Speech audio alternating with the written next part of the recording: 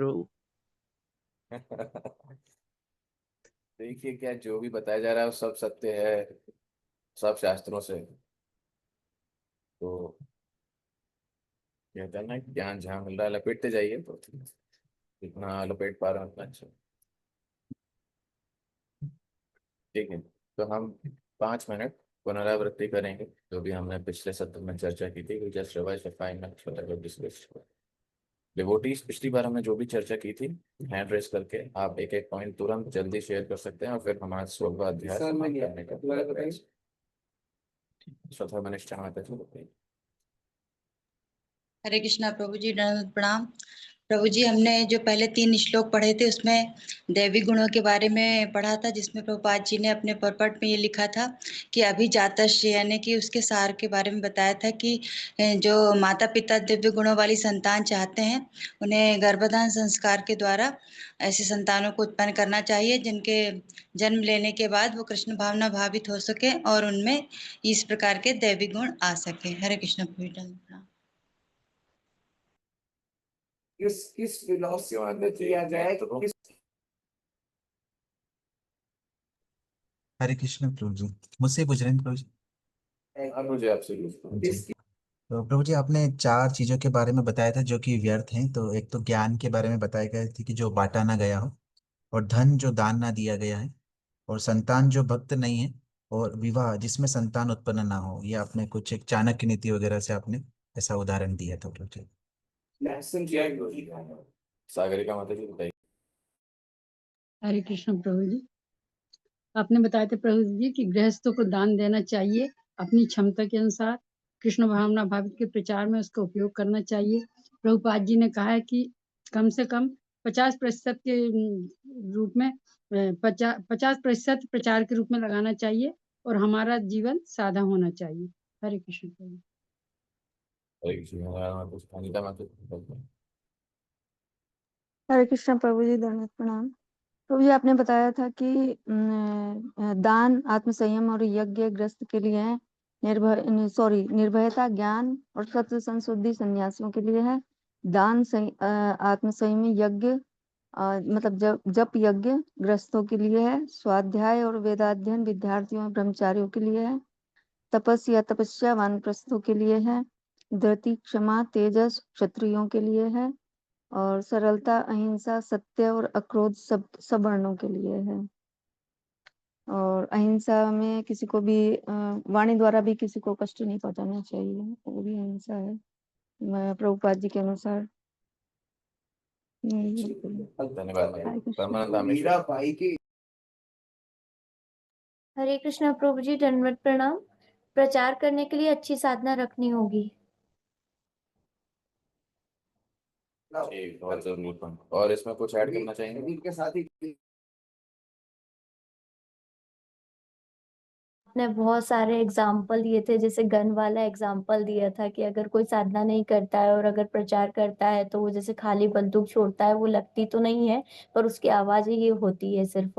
वो हमारी, अगर हम साधना नहीं कर रहे हैं और प्रचार करने का प्रयास कर रहे हैं तो इसका मतलब वो खाली बंदूक छोड़ने जैसा है, बिना गोली के। हरे कृष्ण।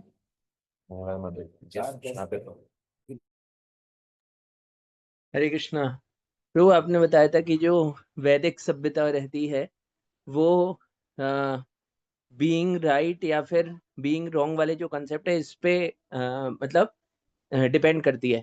इस पे डिपेंड नहीं करती कि हमको क्या अच्छा है बुरा लग रहा है, ये आसुरी प्रवृत्ति होती है। आपने ऐसा बताया था जो मतलब इस कंसेप्ट पे काम करते कि उन्हें क्या अच्छा लग रहा है, उन्हें क्या बुरा लग रहा है, ये आसुरी प्रवृत्ति के लोग होते हैं, ऐसा बताया। इसके लिए आप कहीं भी लॉजिक्स क्लियर है, सभी समझना, कोई आपको किसी को बताना अच्छा ये बुरे पे नहीं, सही है गलत पर निर्णय होता है। सही है गलत तो नैतिक कार्य हो गया, धर्म के अनुसार क्या सही है क्या गलत है, आपको उच्च स्तर क्या है, क्यों करना है, क्या चाहते हैं, आप उससे क्या फायदा हुआ, शास्त्र में आपको क्या पता है कि क्यों क्यों जब करना है, इससे क्या क्या फायदे हैं। श्रील प्रभुपाद ने ये कहा बताया, धर्म की परिभाषा श्रील प्रभुपाद ने अपनी छोटी पुस्तकों में क्या बताई है, किसी को पता है? सीनियर्स है उनके पास लेकर।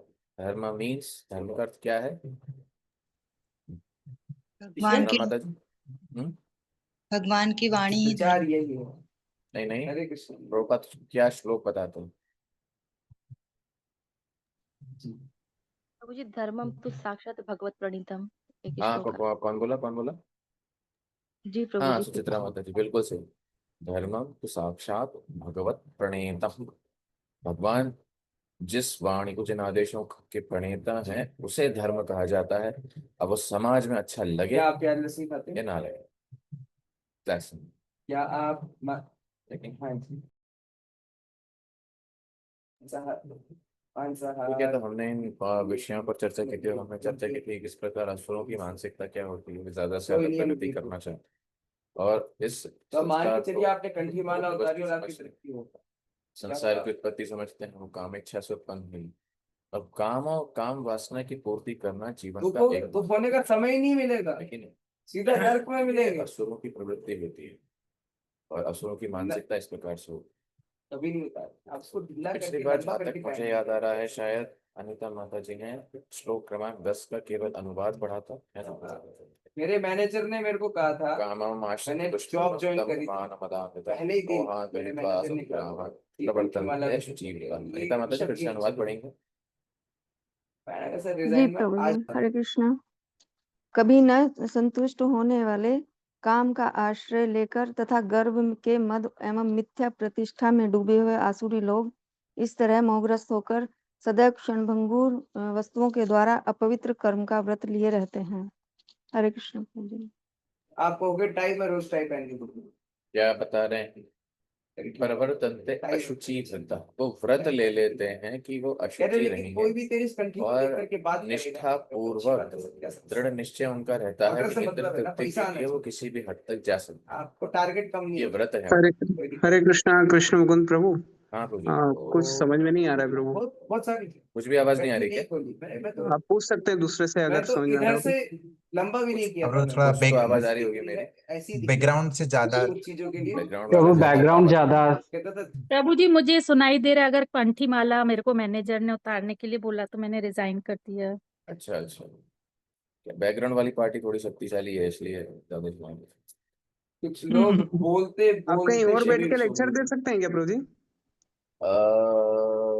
इसीलिए ब्रजन पूछिए कृष्ण ऐसा प्रभु जी के हमारे रूम में को जाता है क्या वाईफाई? काम चल रहा है, आप कहाँ पर हैं अभी? इसीलिए उतारनी ही नहीं। हम जिस जगह हैं वही जगह है।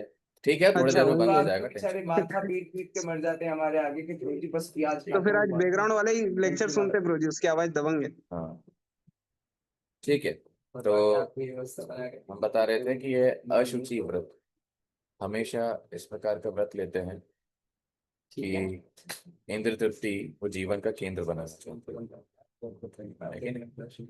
और जैसे कि माता जी ने तात्पर्य में अनुवाद में कहा कि उनकी जो काम वासना है, जो काम इच्छा है, वो कभी भी उसकी पूर्ति उसकी कभी भी नहीं होती।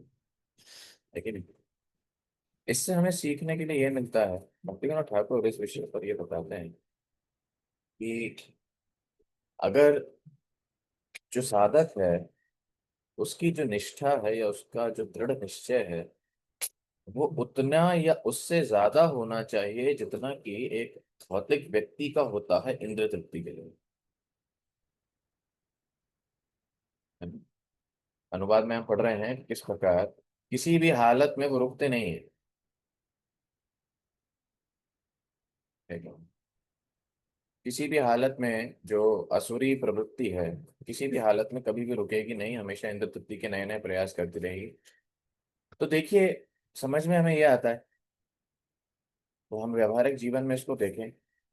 बाहर का जो व्यक्ति है वो किसी भी क्षण कभी भी हार नहीं मानता है कि इंद्र तृप्ति उसको संतुष्टि नहीं देने वाली।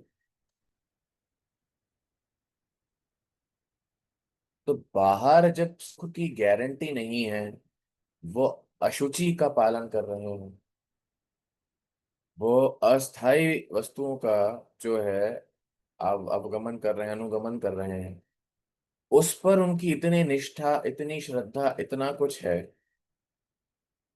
तो हमें जब हम साधना करते हैं, भक्ति का अभ्यास करते हैं, तो हमें भी उनसे ज्यादा निष्ठा और श्रद्धा होनी चाहिए, क्योंकि हम तो सही पथ का अनुगमन कर रहे हैं।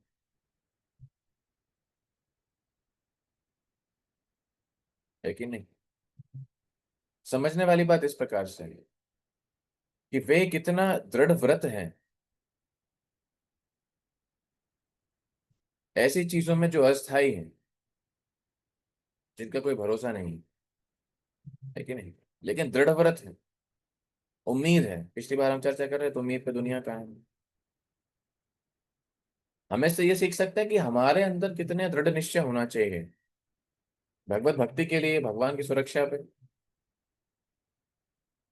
कई बार प्रश्न पूछा जाता है कि अरे आप जो है जो भक्त हैं उनका ध्यान कौन रखेगा, घर परिवार से दूर हो जाएंगे तो।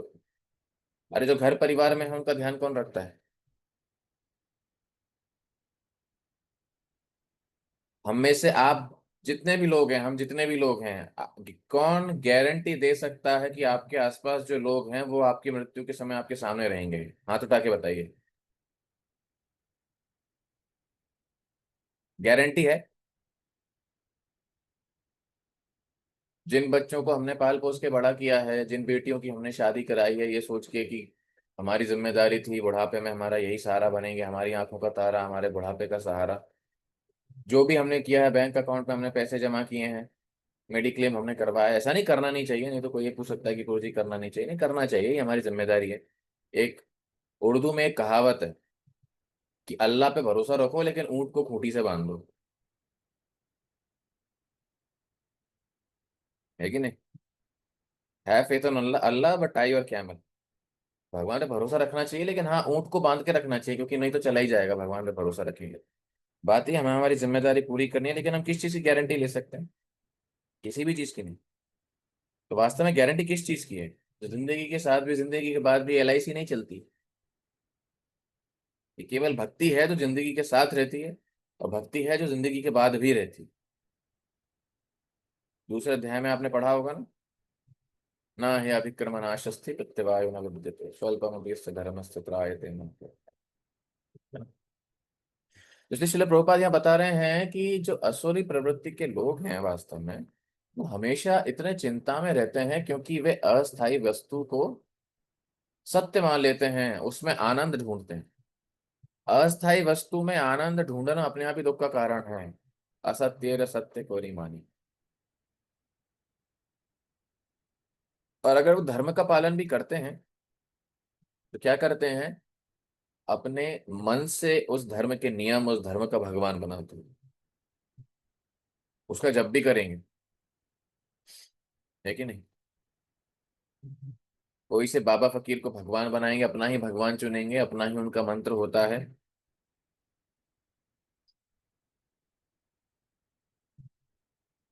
और उसका परिणाम क्या? ऐसे धर्म का परिणाम क्या होता है?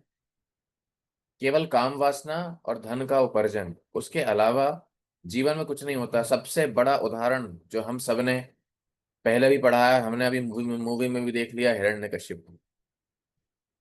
जीवन का क्या लक्ष्य था? खुद का मंत्र बनाया था ना उसने, अब सर्वत्र यही गुणगान हिरण्यकश्यपो ही भगवान। सबसे माला करवाता था वो इसकी। लोग मानते थे, और क्यों नहीं मानेंगे, है कि नहीं? भोलेनाथ और ब्रह्मा छोड़ के सब पैरों के नीचे थे उनके। लेकिन क्या हुआ? उद्देश्य क्या था? केवल काम वासना की पूर्ति और शक्ति का उपार्जन, एक्यूमुलेशन ऑफ वेल्थ, है कि नहीं? अशुचि व्रता, तो उसके लिए। और जब कोई इंद्र तृप्ति के पीछे पागल होता है तो अपने आप ही अशुचि हो जाता है कि नहीं? श्रील प्रभुपाद एक प्रवचन में बोलते हैं कि वास्तव में नरक जाना ज्यादा महंगा सौदा है, और भगवत धाम जाना फ्री है कि नहीं? आप देखिए, ये जो ज्ञान, हम भक्त बने, संडे प्रोग्राम में जाते थे, लेक्चर अटेंड करते थे, प्रसाद लेके आ जाते थे। क्या कीमत है? फ्री। पिक्चर देखने जाएंगे, उसके पैसे हैं। शराब पियेंगे, उसके और ज्यादा पैसे हैं। तो वास्तव में नरक जाने का मार्ग जो है महंगा है। और दुनिया भक्ति के लिए बोलती है कि आप जो हैं, आपके पास बहुत पैसे हैं, आप लोग पैसा अमेरिका भेजते हैं, है कि नहीं? पता नहीं कौन गधे के बच्चे हैं, मेरे को किसने बताया ये सब। एक व्यक्ति मुझे बता रहे थे, एक स्टूडेंट था, नहीं हाँ स्टूडेंट नहीं, एक वर्किंग एक व्यक्ति थे। उनके दोस्त पार्टी करने के लिए गए, ठीक है। तो 7 या 8 लोग उनकी कंपनी में, ये तो भक्त हैं तो गए नहीं, दूसरे इनके मित्र थे, 8 लोग पार्टी करने के लिए गए, ठीक है, बाहर। और 1,70,000 का बिल बना के लाए।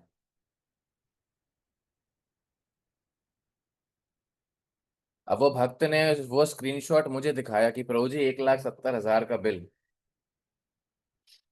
तो मैंने भी सोचा इन्होंने क्या सोने के बिस्किट खा लिए, ऐसा कौन सा बिल आता है, 1 लाख, 1,25,00,000 का बिल कैसे होता है अभी, है। और खाने पीने के मामले में हमसे ऊपर कौन है, इतना क्या खा लिया होगा इन लोगों ने।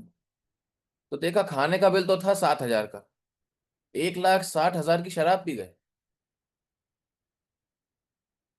आप विश्वास नहीं करेंगे, बैंगलोर की बात बता रहा हूं मैं आपको। No sorry, it was Mumbai, Mumbai की बात बता रहा हूँ। 8 लोग 1,75,000 का खर्चा करते हैं और 1,68,000 की दारू पी जाते हैं। ये वो लोग हैं जो कंपनी में महीने के 3-3 लाख रुपए की सैलरी पर पोस्टेड हैं, साल के 35-40 लाख रुपए कमाते हैं, और ये इनका जीवन है। तो पैसे खर्च करके नरक में जाएंगे। ये दुनिया का ये हाल चल रहा है, हम तो अपने शहरों में रहते हैं, हमें पता नहीं चलता। ये दुनिया का हाल है। शिल प्रभुपाद ये कहते हैं कि कुछ भी करना, 4 नियम तोड़ने के लिए पैसा लगेगा ना, जिनके पास पैसे नहीं है वो नियम भी नहीं तोड़ सकते, है कि नहीं। भगवत धाम जाने का मार्ग बहुत सुलभ हमको मिला है। तो इसलिए ये आसुरी प्रवृत्ति है कि कभी उनकी जो काम वासना है कभी शुद्ध नहीं होती, कभी शुद्ध नहीं, कभी संतुष्ट नहीं होती, चाहे वो जीवन में कुछ भी कर लें, उनकी काम वासना संतुष्ट नहीं होने वाली है। मजे की बात ये है कि धीरे धीरे वो उस काम वासना को संतुष्ट करने के लिए अलग अलग प्रयास करते हैं, लेकिन कभी ये नहीं समझ पाएंगे कि जो स्तर का आनंद वो ढूंढ रहे हैं वो आत्मा के स्तर का हो। श्लोक क्रमांक 11 और 12। चिंताम अपरिमेयां च प्रलयांताम उपाश्रिताः कामको भोग परमा एतावादिति निश्चितः आशापाशशतैर्बद्धः काम क्रोध परायणा इहन्ति काम भोगार्थम अन्यायेन अर्थ संचयन। प्रहलाद प्रभु अनुवाद पढ़ी। हरे कृष्णा प्रभु जी। मैं ऑफिस में हूँ, भगवत गीता मेरे पास नहीं है, मैं सुन सकता हूँ बस। अबे ठीक है, परमानंद धामेश्वरी माता जी अनुवाद पढ़ी। उनका विश्वास है कि इंद्रियों की तुष्टि ही मानव सभ्यता की मूल आवश्यकता है। इस प्रकार मरण काल तक उनको अपार चिंता होती रहती है। वे लाखों इच्छाओं के जाल में बंधकर तथा काम और क्रोध में लीन होकर इंद्रिय तृप्ति के लिए अवैध ढंग से धन संग्रह करते हैं। हरे है कृष्ण। कि नहीं। तो उनको दृढ़ निश्चय है किस बात का, कि जीवन का लक्ष्य क्या है, इंद्रियों की तृप्ति, इंद्रिय तृप्ति, और जीवन के अंत तक क्या करना है, इंद्रिय तृप्ति। तो इसलिए हमेशा चिंता में रहते। भुक्ति मुक्ति सिद्धि कामी सकले यशांत कृष्ण भक्त निष्काम अतएव क्षम। इस दुनिया में जिस भी व्यक्ति को किसी भी स्तर पर अगर इंद्रिय तृप्ति करनी है तो चिंता का विषय है उसके लिए। ये शायद हम यहाँ पे चर्चा कर चुके हैं ना कि शुरुआत ही अगर किसी योजना की होगी कि हमें कुछ इस दुनिया में बनना है, तो उस योजना की शुरुआत से ही चिंता शुरू हो जाएगी, है कि नहीं। और एक भक्त हमेशा शांत रहते हैं, और मान लीजिए शांत रहते भी नहीं है, लेकिन अगर चिंता भी है तो किसकी है, भगवान की संतुष्टि के लिए है वो चिंता, तो परम सौभाग्य, है कि नहीं। अन्य ये नार्थ संचयन, अन्य अन्य तरीकों से इंद्रियों को तृप्त करने का वो तरीका बनाते रहते हैं कि कैसे कर सकते हैं। अमेरिका की एक यूनिवर्सिटी में एक व्यक्ति पीएचडी कर रहे थे, नहीं सर ये यूके की बात है, लिवरपूल लिवरपूल यूनिवर्सिटी में एक व्यक्ति पीएचडी कर रहा था। किस बात पर पीएचडी कर रहा था मैं आपको बताऊंगा, हंस हंस के आप कुर्सी से गिर जाएंगे। इस बात पर कि जब हम नहाते हैं तो साबुन से झाग बनता है, वो झाग शरीर पर ज्यादा से ज्यादा टिके जिससे शरीर में गुदगुदी होती रहे। It's a real research in Liverpool university, है कि नहीं? मतलब अनपढ़ होना सही है भैया। साबुन नहाने के लिए होता है। साबुन का बुलबुला शरीर पर सर से निकलते हुए गर्दन को छूता हुआ और हाथ पैर पेट से निकलता हुआ शरीर से गुदगुदी मचेगी, तो साबुन का बुलबुला ज्यादा से ज्यादा वो कैसे बना रहेगा? इस पर एक व्यक्ति ने पीएचडी करी। इसलिए हमारे भक्त कभी कहते हैं पीएचडी का फुल फॉर्म क्या है, पागल होके देखो, है ना? तो अलग अलग तरीके, मतलब इंद्र तृप्ति के इतने कृत्रिम तरीके, artificial means of sense gratification Srila Prabhupada कहा करते थे, ठीक है ना? श्रील प्रभुपाद उदाहरण देते हैं कि एक व्यक्ति अपने जीवन में, अपने मरण काल में है, जीवन के अंतिम काल में है, और वो क्या पूछ रहा है डॉक्टर से? डॉक्टर से कह रहा है, चिकित्सकों से कह रहा है कि थोड़ा समय 3-4 साल मेरी उम्र बढ़ा दीजिए, मेरे कुछ प्लान्स हैं, कुछ करना चाहता हूँ, 3-4 साल में हो जाएगा, और मैं, मेरी जितनी दौलत है आप सब लोग सब ले लो। चिकित्सकों ने उत्तर दिया कि हम एक क्षण भी आपकी उम्र नहीं बढ़ा सकते। श्री प्रभुपाद तात्पर्य में कह रहे हैं कि प्रकृति के नियम एक क्षण ज्यादा हमें भोग करने के लिए नहीं देंगे, एक भी क्षण। लेकिन लोगों को क्या लगता है कि वो अपने धन के माध्यम से, शक्ति के माध्यम से जितना चाहे उतना भोग कर सकते हैं, लेकिन नहीं, नहीं कर सकते। हम जो चाहे वो नहीं कर सकते, कुछ भी नहीं कर सकते हम तो, है कि नहीं? एक बार एक व्यक्ति श्री राधानाथ स्वामी महाराज को एक प्लेन में मिला था, है कि नहीं? तो वो मायावादी सन्यासी, उन्होंने महाराज जी से कहा कि मैं भगवान हूँ। महाराज जी ने कहा ठीक है चलिए मान लेते हैं, बहुत विनम्र स्वभाव में, कि ठीक है चलिए हम मान लेते हैं कि आप भगवान। अब वो भगवान उठ के जाने लगे, क्यों? क्योंकि उनको बाथरूम जाना है। तो महाराज जी ने उनको हाथ पकड़ के सीट पे बैठा दिया वापस, कि अब आप पूरी 10 घंटे की फ्लाइट में बाथरूम नहीं जाएंगे, आप भगवान हैं, कंट्रोल रखिए खुद पे, है कि नहीं? अब देखिए, जब वास्तव में प्रेशर आता है ना, आदमी सारी इंद्र तृप्ति, सारे घर परिवार के संबंध सब भूल जाता है कि नहीं? इस्कॉन में एक कथा में, भागवत कथा में हम सुन रहे थे कि वास्तव में दुनिया का सबसे बड़ा सुख क्या है? क्या मानती है दुनिया सबसे बड़ा सुख क्या है? स्त्री और पुरुष का संबंध सबसे बड़ा सुख है कि नहीं? दुनिया में यही पोर्ट्रे होता है ना, ये एडवर्टाइजमेंट है ना, यही है ना, है कि नहीं? स्त्री पुरुष का संबंध, है कि नहीं? लड़का लड़की को देखता है, लड़की लड़के को देखती है, सबसे बड़ा सुख। उन्होंने कहा नहीं, ऐसा नहीं है। सबसे बड़ा सुख है जब प्रेशर आए और बाथरूम मिल जाए। क्योंकि अगर किसी को प्रेशर आ रहा है तो उसको, इतना जोर से अगर प्रेशर आ रहा है और उसको आपने सामने कुछ भी दिखा दिया, आपने अप्सराएं भी लाके खड़ी कर दी, तो वो यही बोलेगा बस 1 मिनट के लिए जाने दो, बस बाथरूम बता दो। और ये सच में व्यवहारिक है। क्या ऐसे समय क्या वो व्यक्ति भोग का सोच पाएगा? पूरे शरीर में कंपन होगा उसके कि अरे जो भी है सब भूल जाओ। तो महाराज जी ने उस मायावादी सन्यासी जो कि भगवान थे उनको बैठा दिया कि नहीं आप जाएंगे नहीं, भगवान है आप, कंट्रोल करके रखिए। उन्होंने बोला महाराज जी आपके हाथ जोड़ूं मैं, मुझे बाथरूम जाने दीजिए, कुछ यहीं सीट पे गंदा कर दूंगा नहीं तो। तो महाराज ने कहा कि पहले आप मानिए कि आप भगवान नहीं हैं। उन्होंने कहा हाँ मैं मानता हूँ, मुझसे गलती हो गई, मैं आपके चरणों में माफी मांगता हूँ, मैं भगवान नहीं हूँ। फिर महाराज ने उनको छोड़ा, वो वॉशरूम जाके आए, फिर सीट पर बैठते हैं, फिर कहते हैं नहीं नहीं बात सही है कि मैं ही भगवान हूँ। महाराज ने कहा कैसा बेशरम व्यक्ति है ये। अभी अभी आपने कहा कि आप भगवान नहीं हैं, आप अपना प्रेशर कंट्रोल नहीं कर पा रहे थे, तो वो कहते हैं वो तो मेरी लीला थी। कहने का अर्थ ये है कि इस दुनिया में हम हमारे शरीर के वेगों को नियंत्रण में नहीं रख सकते, और हम प्रकृति के नियम नियंत्रण में करेंगे तो यह संभव है कि नहीं? अलग अलग तरीके से इंद्र तृप्ति करना।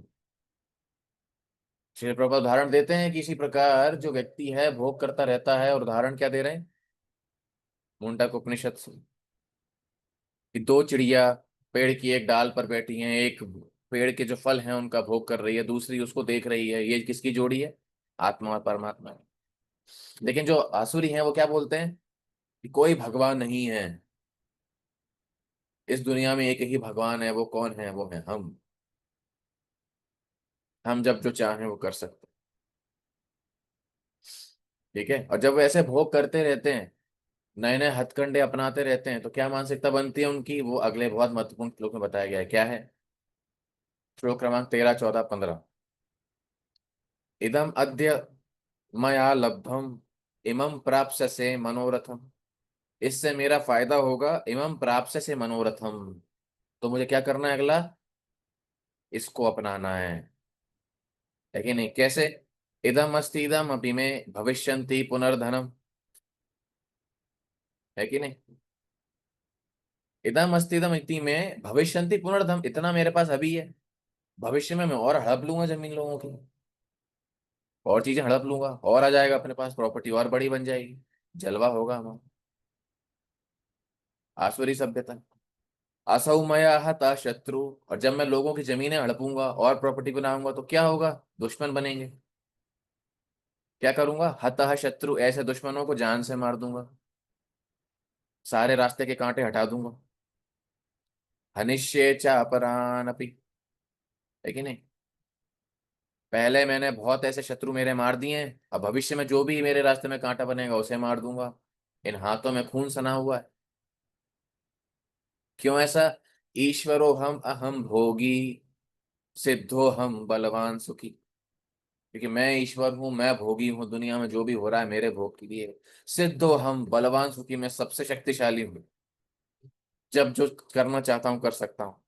आड्यो अभिजनवान अस्मि, है कि नहीं? मैं सबसे अमीर हूँ, सबसे रईस हूँ, मुझसे शक्तिशाली, मुझसे संतुष्ट कोई नहीं। क्वन्यवस्ति सदृशो मया, सदृशो मतलब मुझसे ज्यादा संतुष्ट और शक्तिशाली व्यक्ति कौन है इस जगत में?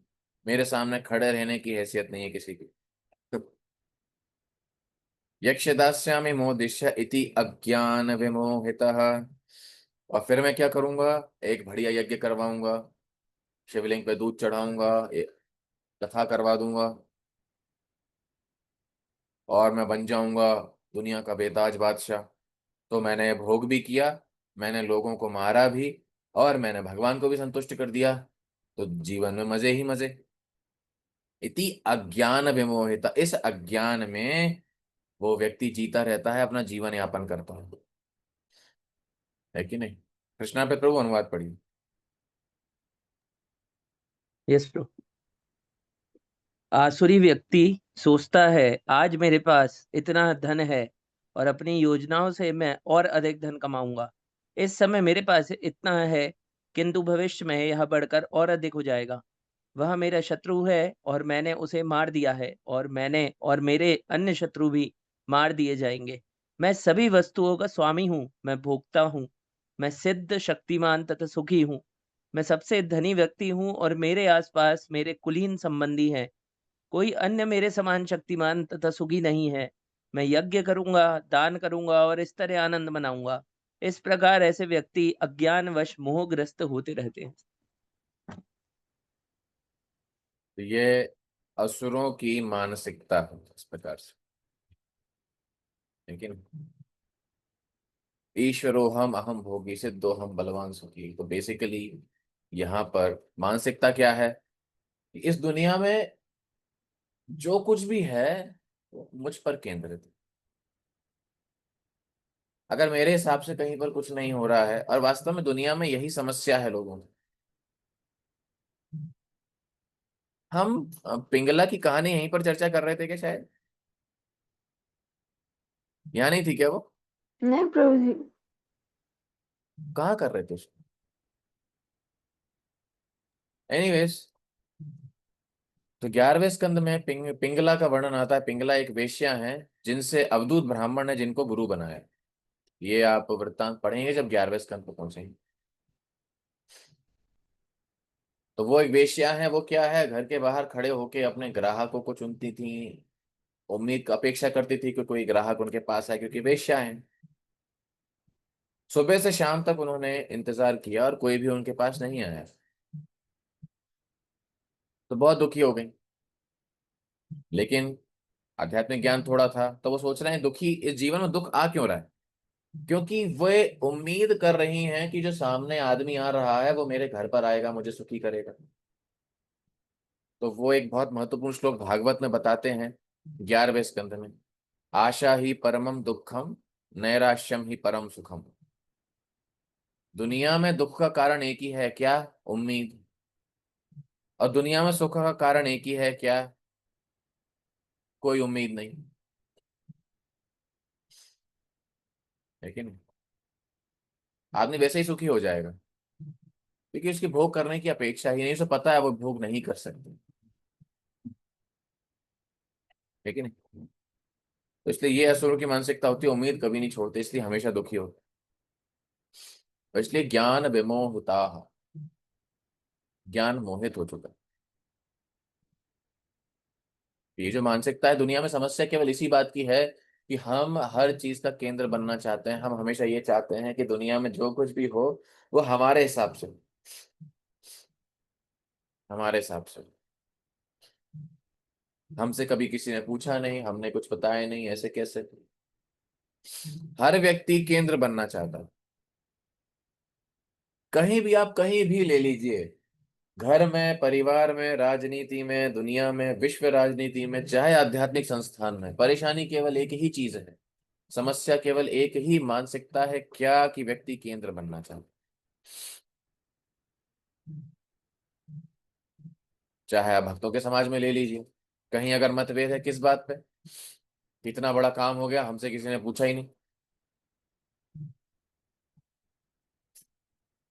हमें किसी ने बताया ही नहीं।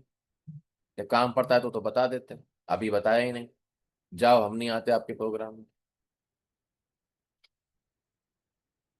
लेकिन मुझे मानसिकता है कि हमें बढ़ावा दिया जाए, हमसे चीजें पूछी जाएं, ये क्या है, ये वही मानसिकता है जिसकी वजह से जीवात्मा आध्यात्मिक जगत से भौतिक जगत में है, क्योंकि वह भोगी बनना चाहता है। वह ये सहन ही नहीं कर सकता कि उसे उसे छोड़कर कुछ दुनिया में हो रहा है।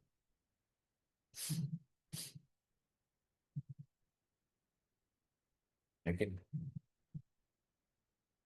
इसलिए त्याग करना आसान नहीं है। हर हर व्यक्ति, हम सब भोगी बनना चाहते हैं, हम सब खुद को केंद्र में रखना चाहते हैं। और ऐसा आध्यात्मिक संस्थानों में भी होता है। कोई डोनेशन दे तो उसका नाम अनाउंस करना पड़ता है, उसके लिए महामंत्र करना पड़ता है, फिर उसको वीडियो भेजनी पड़ती है, वीडियो बना के, है कि नहीं। मंदिरों में और आपके केंद्रों में देखा होगा आप, सब कराना पड़ता है। क्यों?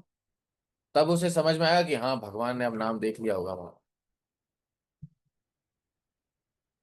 कागज पर लिखने से भगवान नहीं देखेंगे।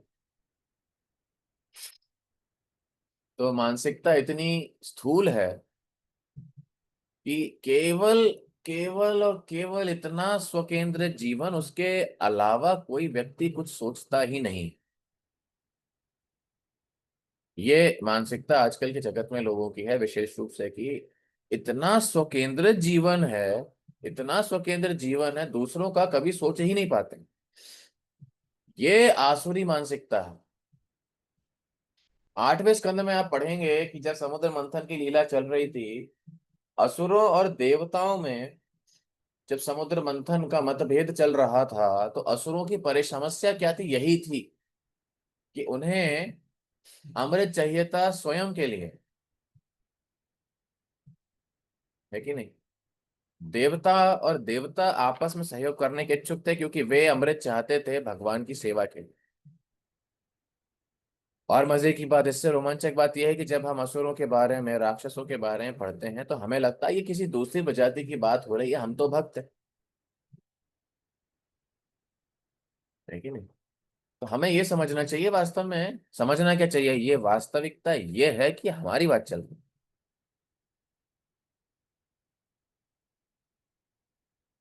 देखिए, केवल इतनी सी, ये जो 16वां अध्याय है, केवल इसी का पालन अगर हम जीवन में करने लग जाएं, हमारे जीवन की सारी समस्याएं समाप्त हो जाएंगी। ना कोई क्रोध, ना काम वासना, ना लालच, सब खत्म, है कि नहीं? लेकिन ये दे पाना आसान नहीं है, त्याग कर पाना इसका आसान नहीं है। आसुरी मानसिकता है स्व केंद्रित जीवन, देवताओं की मानसिकता क्या है? दूसरों के भला करने के लिए हम क्या कर सकते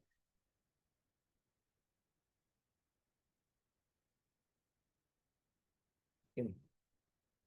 और इसलिए जो व्यक्ति जितना स्वकेंद्रित रहता है, वो उतना ही दुखी होता है। ये क्योंकि जब वो दूसरों के लिए कुछ करना चाहता है तो उसके जीवन में आनंद भर जाता है। क्योंकि वास्तव में आत्मा का धर्म क्या है? सेवा करना। सेवा करना मतलब त्याग, दूसरों के लिए त्याग। और जब वो व्यक्ति यह कर सकता है तभी आत्मा संतुष्ट हो सकती है, ये नियम है, हम बने हैं उस तरीके से, है कि नहीं? जितना स्वकेंद्रित जीवन रहेगा, खुद पर केंद्रित जीवन रहेगा कि हमारे हिसाब से चीजें नहीं हो रही हैं। हमने ये उदाहरण पहले भी आपको दिया है, जब हम इसका कोर्स का उद्घाटन कर रहे थे, कि सास बहू में लड़ाई क्यों? केवल केंद्र की वजह से। पिता पुत्र में लड़ाई क्यों? केंद्र की वजह से। दो भाइयों में लड़ाई क्यों? केंद्र की वजह से। दो बहनों में लड़ाई क्यों? केंद्र की वजह से, क्योंकि वे स्वयं अपना आधिपत्य जमाना चाहते हैं। दो देशों में लड़ाई क्यों? केंद्र की वजह से। और अगर हम अभी देखेंगे कि किन वस्तुओं, किन कारणों की वजह से लड़ाई हो रही है, तो हमें लगेगा कितने फालतू कारण। कारण फालतू है, लेकिन जो इच्छा है आधिपत्य जमाने की, वो बहुत जोरदार। लेकिन तो इसलिए ये बहुत महत्वपूर्ण मानसिक, ये भगवत, देखिए शास्त्र क्या बतलाते हैं, शास्त्र मानसिकता बदलते हैं, लेकिन scriptures don't change situation, they change perspective. स्थिति नहीं बदलती भक्ति करने से, मानसिकता बदलती। श्लोक क्रमांक 16। अनेक चित्त विभ्रांत मोह जाल समावृता प्रसक्ता काम भोगेशु पतंती नरकेशु चौ। जी, सुचित्रा माता जी अनुवाद पढ़िए। हरे कृष्णा जी प्रभु जी। इस प्रकार अनेक चिंताओं से उद्विग्न होकर तथा मोह जाल में बंधकर वे इंद्रिय भोग में अत्यधिक आसक्त हो जाते हैं और नरक में गिरते हैं। नरक में गिरते हैं। नरक में क्यों गिरते हैं? क्योंकि वो जो अपनाते जा रहे हैं उससे उनकी भयानक आसक्ति है, और उनको धन का उपार्जन करना है, जमीन का उपार्जन करना है, प्रॉपर्टी बढ़ानी है, चीजें खरीदनी है। और चीजें दूसरों के नाम पे खरीद लेंगे, खुद के नाम पे कम प्रॉपर्टी रखना चाहिए, है कि नहीं? इनकम टैक्स वाले पकड़ लेंगे। खुद सोच के देखिए, आदमी के घर में 200 करोड़ रुपए मिलते हैं, इतना पैसा इकट्ठा कर रखा है उस आदमी ने जितना कि वो खर्च ही नहीं करने वाला।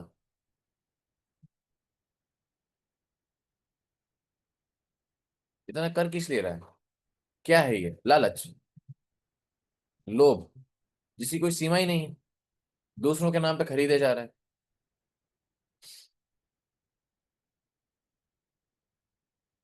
कर्मों में मानता नहीं है। कर्मों से क्या होता है? सब मेरी मेहनत है, हमने बनाया है ये एम्पायर। और अगर कोई व्यक्ति उसके सामने आ गया, जो उससे ज्यादा उपार्जन कर रहा है, मेहनत कर रहा है, फेमस हो रहा है, प्रख्यात हो रहा है, तो वो उसका कंपटीशन है, प्रतिस्पर्धा है। अब उसको पीछे छोड़ना है। इसलिए प्रभुपाद तात्पर्य में कह रहे हैं, पहले ये जो शत्रुता है, ये पहले व्यक्तियों के बीच होती है, फिर परिवारों के बीच होती है, फिर समाज के बीच होती है, फिर अंतर्राष्ट्रीय बन जाती है कि नहीं? राज्य स्तर की बन जाती है, फिर अंतर्राष्ट्रीय बन जाती है। क्यों? आधिपत्य जमाने के लिए। है कि नहीं? इलेक्शन के समय क्या होता है, आप हमको वोट दीजिए, हम आरक्षण 90% करवा देंगे। क्या करना चाह रहे हैं? झूठे वादे, क्योंकि खुद का आधिपत्य चाहते हैं। ये जानने के बावजूद कि हमारी पार्टी के जो नेता हैं वो एक नंबर के चोर हैं, लेकिन दूसरी पार्टी का सपोर्ट नहीं कर सकते। क्यों? क्योंकि आधिपत्य खुद का चाहिए। और अगर इतने ही आइडियोलॉजी मिलती है, मानसिकता मिलती है, तो यहाँ पर आधिपत्य जमाने नहीं दिया जाएगा तो दूसरी पार्टी में चले जाएंगे। क्यों? क्योंकि वहां कंट्रोलरशिप मिल रही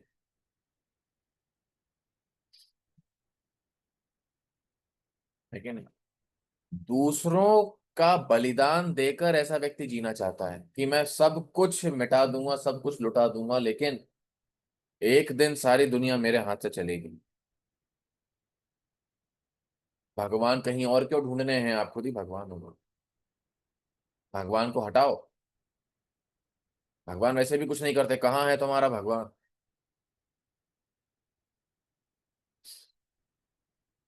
है कि नहीं? आर्टिफिशियली वो ऐसे उपकरण बनाएंगे, यंत्र बनाएंगे जिससे कि इस जीवन में भोग किया जा सकता है। ये क्या है? आसुरी मानसिकता है। कौन करता था? ये रावण करता था, ये हिरण्यकशिपु ने किया था। है कि नहीं? यज्ञ में आहुति दी जाएगी किसके नाम की? ओम हिरण्यकशिपु नमः। तुम्हारे लिए शास्त्र वही होगा जिसमें मेरी गाथा होगी। रावण क्या कर रहा था? जो पाप करेगा वो स्वर्ग जाएगा, जो पुण्य करेगा उसे नरक मिलेगा। है कि नहीं? स्वर्ग जाने की सीढ़ी बनाना चाहता था कि सीढ़ी से स्वर्ग चले जाएंगे। है कि नहीं? रावण की मानसिकता है। वास्तव में अभी के वैज्ञानिक जो हैं वो यही कर, इंटरनेट की स्पीड और बढ़ाते जाओ, ज्यादा से ज्यादा सुख मिलेगा लोगों को। लोग इतना नहीं समझते। लोग इतना नहीं समझते कि उनको बेवकूफ बनाया जा रहा है। उनको बेवकूफ बनाया जा रहा है।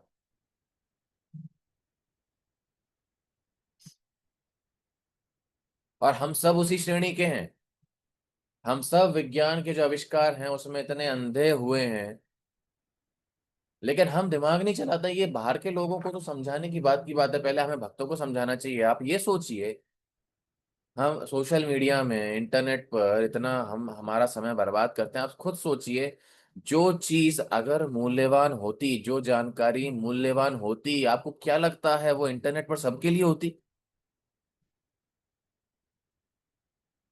सबके लिए होती क्या? सबके लिए नहीं होती है। है कि नहीं? जासूसी के जो डॉक्यूमेंट्स हैं वो आपको यूट्यूब पर मिल जाएंगे क्या? नहीं मिलेंगे।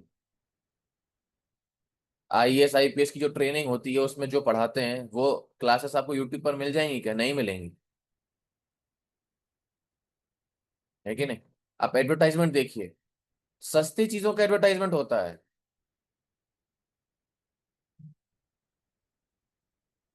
है कि नहीं? आपने कभी रॉयल्स रॉयस का एडवर्टाइजमेंट नहीं देखा होगा? कभी देखा है यूट्यूब पर रॉयल्स रॉयस का एडवर्टाइजमेंट? ऐड देखा है कभी रॉयल्स रॉयस का? पता नहीं क्या आप में से कितनों को नाम भी पता है ऐसा कुछ होता है। ये गाड़ी होती है, बहुत महंगी, 8 करोड़ की आती है। बहुत बड़े बड़े लोग रखते हैं। अमिताभ बच्चन के पास ये वाली गाड़ी है।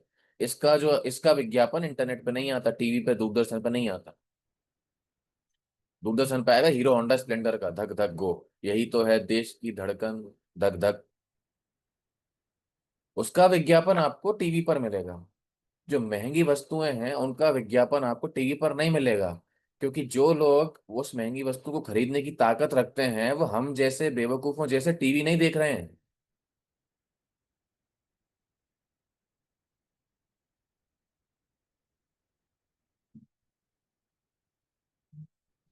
है कि नहीं? लेकिन इस तरीके से ये आसुरी सभ्यता सामान्य जनता को बेवकूफ बनाने में लगी है। वो हमें मूर्ख बनाना चाहते हैं जिससे हम मूर्ख बने रहें। और ये कृष्ण भावनामृत आंदोलन इसके लिए है कि हम जन जन तक पहुंचकर उनका दिमाग खोलना है हमको। इसलिए हम शास्त्र पढ़ा रहे हैं, भगवद गीता पढ़ा रहे हैं। दिमाग खुले लोगों का। ये तो हम गधे ही बने रहेंगे और इस दुनिया में जो भी होता रहेगा ना, हमें लगता रहेगा कि वाह क्या आविष्कार है, मजा आ गया।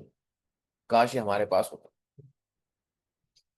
और वे नहीं चाहते हैं कि आप बुद्धिमान बने,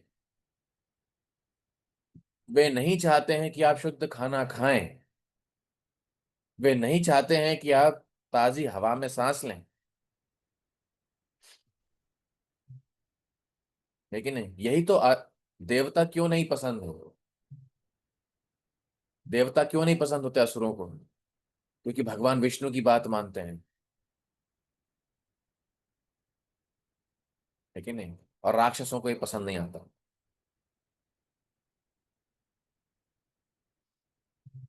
इसलिए क्या कह रहे हैं, मोह जाल समावृता। श्लोक क्रमांक 17। आत्मसंभाविता स्तब्धा धन मान मदान्विता यजन्ते नाम यज्ञैस्ते दंभेन अविधि पूर्वकम। जी वसुदेव नंदन को अनुवाद पढ़ो। अपने को श्रेष्ठ मानने वाले तथा सदैव घमंड करने वाले संपत्ति तथा मिथ्या प्रतिष्ठा से मोहग्रस्त लोग किसी विधि विधान का पालन न करते हुए कभी कभी नाम मात्र के लिए बड़े ही गर्व के साथ यज्ञ करते हैं। गर्व के साथ यज्ञ करते हैं, कैसे करते हैं? अविधि पूर्वकम। कौन से नियमों का पालन करते हैं? अविधि पूर्वकम। जो नियम ना शास्त्रों में है, जो नियम ना किसी ने बनाए हैं, ना आचार्यों के द्वारा दिए गए हैं, जिनसे ना कुछ होने वाला है, लेकिन नियम है, करते आ रहे हैं, कुछ भी करेंगे क्योंकि बस दिखावा करना है कि हम धार्मिक हैं। आसुरी है ना। क्या था रावण? दूसरों की पत्नी को, दूसरों की पुत्री को, दूसरों की बीवी को उठाकर घर पर लाके रखता था, चाहे वो देवता क्यों ना हो। और पूजा किसकी करता था? भगवान शिव की। भगवान शिव कौन है? धीर नाम से प्रख्यात है। भगवान शिव का एक नाम है धीर, क्योंकि वो इंद्रिय तर्पण में, इंद्रियों पर उनका नियंत्रण है। ऐसे भगवान शिव की उपासना उसने किस लिए की? दूसरों की बीवियां हथियाने के लिए। ये कौन सी पूजा है? ये कौन सी भक्ति है? लोग बोलते हैं ना, रावण की शक्ति देखी, भक्ति नहीं देखी। राम जैसा पति नहीं, रावण जैसा भाई चाहिए। कौन है? ये रावण के ही बच्चे हैं, ऐसा कलयुग में पैदा हुए हैं।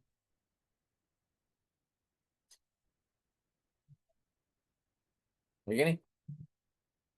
तो अविधि पूर्वकम क्या फायदा है? ऐसी तपस्या कर रहे हैं किस लिए? कि संसार में सबसे बड़ा बन जाएं, और फिर जिसने वरदान दिया उसी के पीछे पड़ जाते।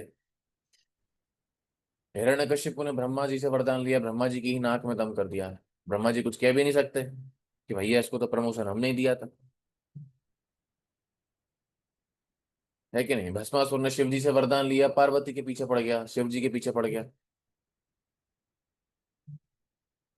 आप सोच रहे होंगे ऐसे दुनिया में अभी थोड़ी होते हैं प्रभु जी। नहीं, ये सब हमारी बात हो रही है, नहीं? धर्म का पालन भी लोग इसलिए करते हैं कि जीवन में इंद्रिय तृप्ति कर सके।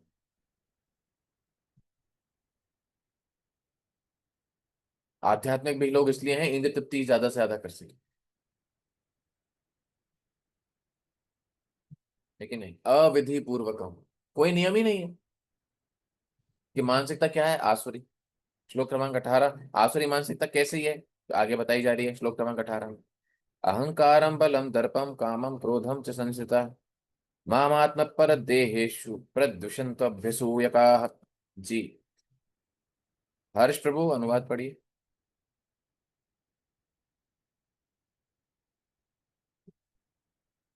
ऋषभ जी आवाज आ रही है? हाँ हाँ, अभी अनुवाद पढ़ो। जी। मिथ्या अहंकार, बल, दर्प, काम तथा क्रोध से मोहित होकर आसुरी शक्ति अपने शरीर में तथा अन्यों के शरीर में स्थित भगवान से ईर्ष्या और वास्तविक धर्म की निंदा करने लगते हैं। क्यों? क्योंकि वे शास्त्रों को मानना ही नहीं चाहते हैं। क्योंकि शास्त्रों में नियम बताए गए हैं ना। शास्त्रों में नियम बताए गए हैं तो शास्त्रों में मानना नहीं चाहते हैं। अगर नियम बना देंगे, वो तर्क देंगे कैसे भगवान नहीं है, कैसे शास्त्र गलत है, शास्त्र के नियम नहीं पालन होंगे। केवल लोग हमसे बोलते हैं कि अरे आपके स्कॉल में दीक्षा हो जाएगी क्या? बता देते हैं ये नियम है, ऐसे थोड़ी होती है। नियम पालन जब आप सालों तक करोगे उसके बाद फिर इंटरव्यू होगा आपका, है कि नहीं? तो 3-4 साल आप करेंगे, जब रिकमेंडेशन होगा फिर इंटरव्यू होगा, और उसमें भी इंटरव्यू में कोई हमारे जैसा फंस गया तो मुश्किल ही है दीक्षा हो पाए।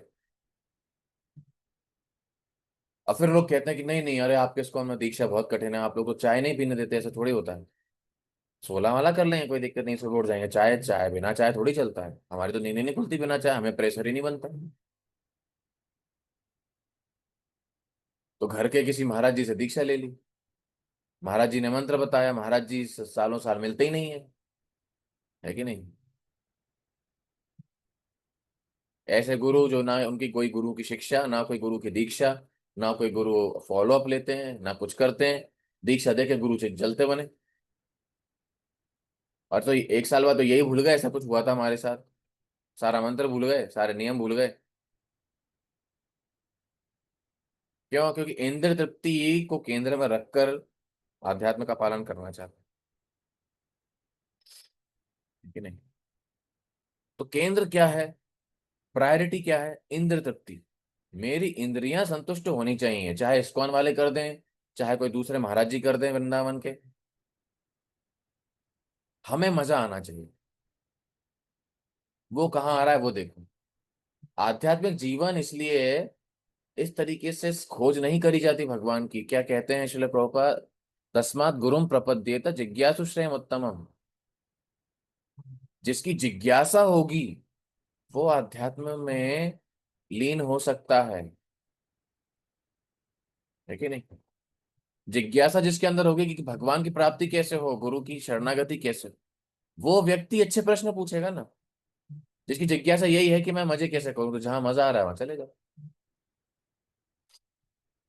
श्लोक क्रमांक 19।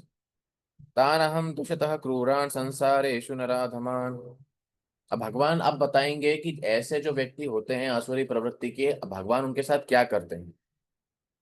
क्षिपामजस्रम अशुभान आसुरीष्वेव योनिषु। योगेश्वर को अनुवाद पढ़िए। हरे कृष्ण प्रभु जी। जो लोग ईर्ष्यालु तथा क्रूर हैं और नराधम हैं, उन्हें मैं निरंतर विभिन्न आसुरी योनियों में भव सागर में डालता रहता हूँ। आसुरी योनि में, भवसागर में वो राक्षस बनते हैं, नरकों में जाते हैं, भगवान उनको डालते हैं। इस श्लोक पर इतने भक्तों ने मुझसे प्रश्न पूछा है कि प्रभु जी, भगवान तो परम कृपालु हैं, भगवान तो परम पिता हैं। 14वें अध्याय में, 13वें अध्याय में हमने पढ़ा है कि नहीं? अहम बीज प्रदापिता। भगवान सबके पिता हैं, तो कोई बच्चा कितना ही नालायक क्यों ना हो, कोई पिता अपने बच्चे के साथ ऐसा थोड़ी कर सकता है। तो गलत बात है, भगवान कृपालु कैसे हो सकते हैं? लेकिन क्या करें उस जीवात्मा के साथ, कितना तो उसको, कितना कितना अवसर दे रहे हैं। लेकिन अब जब वो रावण बन के ही निकलेगा तो उसे मारना पड़ेगा ना,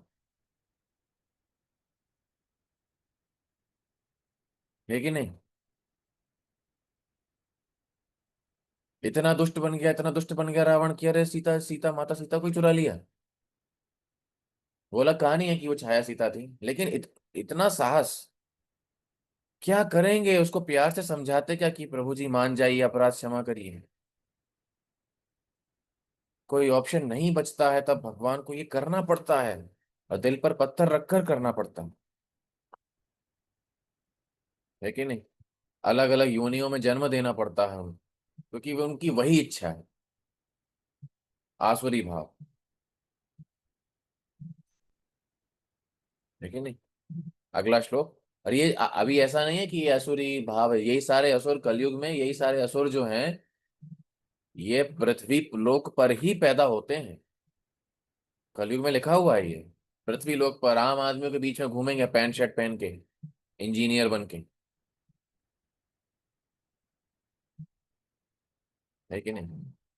दुष्ट प्रजातियां सब, और पढ़ लिख कर जितना ज्यादा पढ़ेंगे उतना बड़ा राक्षस बनेंगे, है कि नहीं? तो अभी तो कलयुग में तो ये सारे राक्षस आसपास ही हैं। सूतल लोक में जाने की जरूरत नहीं है आपको देखने के लिए राक्षस कैसे होते हैं, है कि नहीं? सारे राक्षस यही मतलब आपको इसी लोक में मिलेंगे, यूट्यूब पर उनकी वीडियोस भी होंगी, पिक्चरों में भी आएंगे, वही प्रजातियां हैं सर। ठीक है, अगला श्लोक, उसके पश्चात क्या होता है उनके साथ? आसुरीं योनिमापन्ना मूढ़ा जन्मनि जन्मनि माम अप्राप्येव कौन्तेय ततो यान्ति अधमाम गतिम। पढ़िए दीप्ति में राधा माता जी, अनुवाद पढ़िए। हरे कृष्णा प्रभु जी, धन्य हरे प्रणाम। कृष्ण। इस नरक के 3 द्वार हैं, काम, क्रोध तथा लोभ। प्रत्येक बुद्धिमान व्यक्ति को चाहिए कि इन्हें त्याग नहीं दे, नहीं नहीं, उसके क्योंकि पहले वाला 20 नंबर। सॉरी प्रभु जी। हे कुंती पुत्र, ऐसे व्यक्ति असुर योनि में बारंबार जन्म ग्रहण करते हुए कभी भी मुझ तक पहुंच नहीं पाते। वे धीरे धीरे अत्यंत अधम गति को प्राप्त होते हैं। अधम गति को प्राप्त होते हैं। यहाँ पर श्रील प्रभुपाद तात्पर्य में लिख रहे हैं कि ऐसा लग रहा है कि भगवान असुरों पर तो कृपा नहीं करते हैं। भगवान अगर परम कृपालु हो तो असुरों पर कृपा नहीं करते, असुर कृपा लेते नहीं है भाई। क्या करना पड़ता है? उनका संहार करना पड़ता है। ऐसे असुरों पर भगवान की कृपा क्या है कि भगवान उनको मार देते हैं, यह भगवान की कृपा है। भगवान मारते हैं, भगवान उनकी हत्या कर देते हैं, और ऐसे असुरों को भी मोक्ष मिलता है। ये भगवान कर सकते हैं, हमारे अंदर क्षमता नहीं है। इसलिए भगवान का एक नाम है भक्ति रसामृत सिंधु में हत आरी गतिदायक। हत, हत मतलब मारना, अरि मतलब दुश्मन। अपने शत्रु को मारकर भी भगवान परम गति दे सकते हैं, वैसे ही गति जो भक्तों को मिल सकती। हालांकि अभी अब आप ये नहीं सोचें कि हम असुरी बन जाते, उनको भी जब वही रिजल्ट मिल रहा है। अरे नहीं, असुर बनना आसान नहीं है। कौन हिरण्यकशिपु जैसी तपस्या करता है? कोई तैयार है करने? है कि नहीं? हमें एक चींटी काट लेती है, हम सुबह उठना हमारा बंद हो जाता है। पूरा शरीर हिरण्यकशिपु का सब कुछ जो है चींटियां खा गई थी।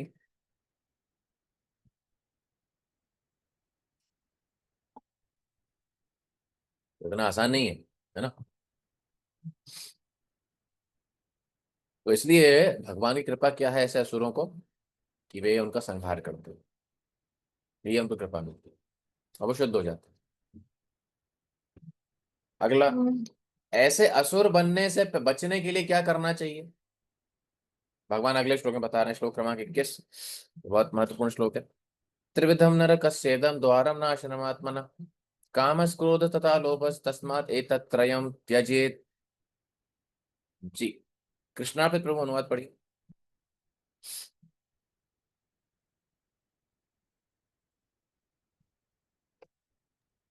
यस प्रभु। हरे कृष्ण। हाँ,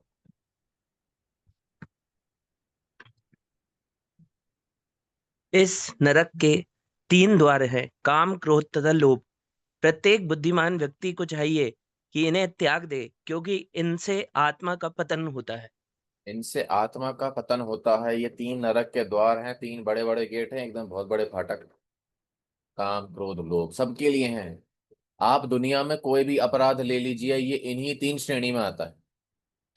सोच के देख लीजिए, कोई भी दुनिया में अपराध, कोई भी गलत चीज ले लीजिए और सोच लीजिए, ये इन्हीं 3 श्रेणी में आता है। या तो काम वासना से संबंधित, लोभ से संबंधित, या क्रोध से संबंधित। ठीक है नहीं? और केवल भक्ति के माध्यम से व्यक्ति इस स्तर पर आ सकता है कि इन तीनों का त्याग कर सके।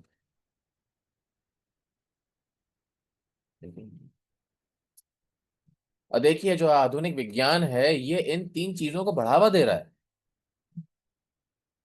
सोशल मीडिया देखिए काम वासना बढ़ाने के लिए, पिक्चरें देख लिए काम वासना बढ़ाने के लिए, उसके बाद वायलेंस, वीडियो गेम क्रोध बढ़ाने के लिए, मूवीज क्रोध बढ़ाने के लिए, है कि नहीं? लोभ बढ़ाने के लिए, लालची बनाने के लिए। बायोपिक भी आ रही है तो विलन की आ रही है कि नहीं? तो आधुनिक विज्ञान जो है, आधुनिक समाज है, वो तो प्रयास कर रहा है कि ज्यादा से ज्यादा हम ये 3 प्रवृत्तियां बढ़ा सकें। केवल भक्ति के माध्यम से ही संभव है कि इन 3 प्रवृत्तियों को कम करा जा सकता है। और अगर ये 3 प्रवृत्तियां हमने हमारे जीवन में बढ़ने दी, हमारा इस जीवन से जो है भक्ति में प्रगति करना, इस जगत से बाहर निकल पाना असंभव।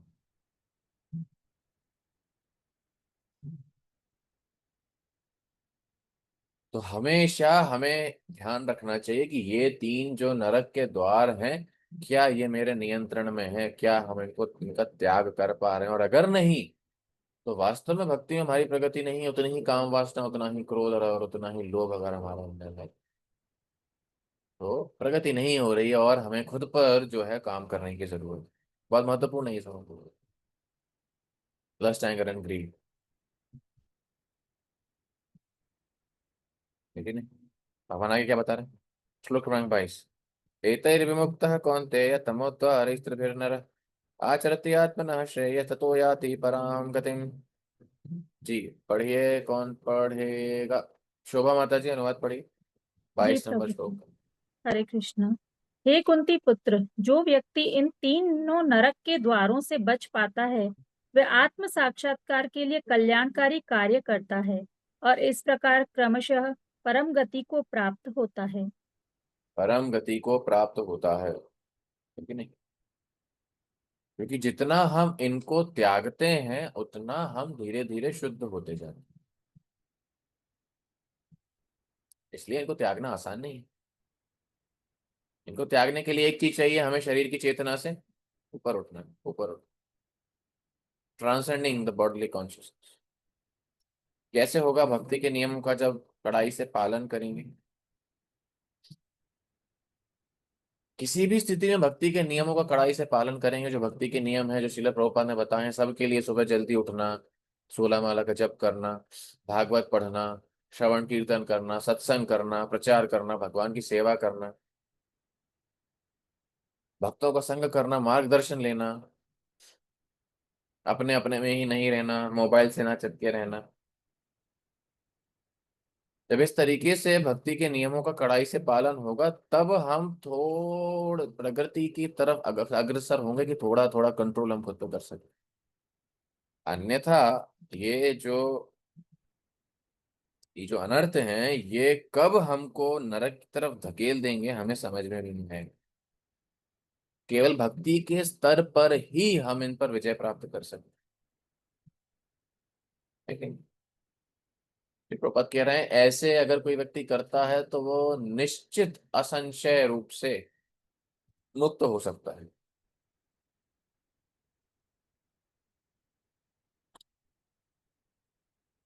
ये नरक के जो 3 द्वार हैं।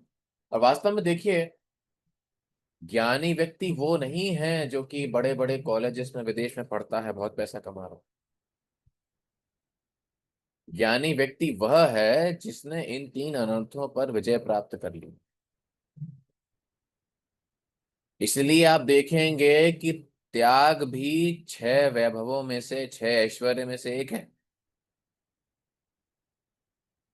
समझ में आ रहा है? जिसके पास सबसे ज्यादा धन है वो आकर्षक होता है, क्योंकि उसके पास धन है, पावर है। जो सबसे ज्यादा सुंदर है, स्त्री हो पुरुष हो, आकर्षक होता है। सबसे ज्यादा बलशाली हो, आकर्षक होता है। इसीलिए त्याग भी ऐश्वर्य में से एक है। जो परम त्यागी होता है वो भी आकर्षक होता है। इसलिए त्याग कर पाना भी आसान नहीं है। तो इसलिए हमें उस स्तर पर आना चाहिए कि हम इन अनर्थों का त्याग करने का प्रयास करें। संभव एकदम नहीं है, लेकिन अभ्यास करना चाहिए। तब ज्ञानी व्यक्ति वो है, काम क्रोध लोभ से जो ऊपर है। वो नहीं जो पढ़ा लिखा हुआ हो और इसी इन्हीं में डूबा हुआ हो।